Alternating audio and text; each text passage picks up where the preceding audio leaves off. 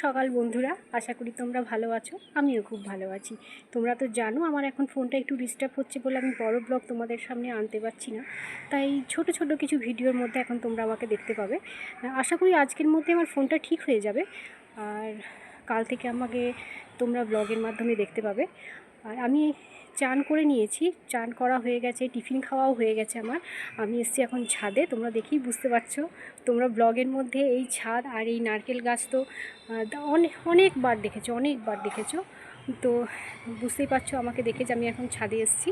আমার ছাদের ভিজে জামা কাপড়গুলো আমি এখন মিলতে এসেছি ছাদে। আমার টিফিন খাওয়া হয়ে গেছে, চান হয়ে গেছে। আজকে দেখো আমি শাড়ি পরেছি।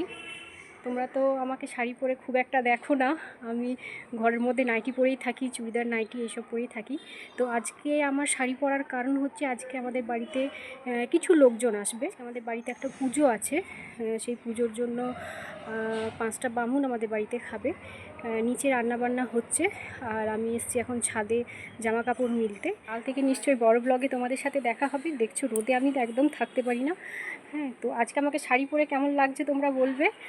আর তোমরা সবাই ভালো থেকো, সুস্থ থেকো, সাবধানে থাকো, খুব ভালোভাবে পুজোতে মজা করো, সবাইকে নিয়ে একসাথে পুজোতে মজা করো। আবার দেখা হবে কালকে।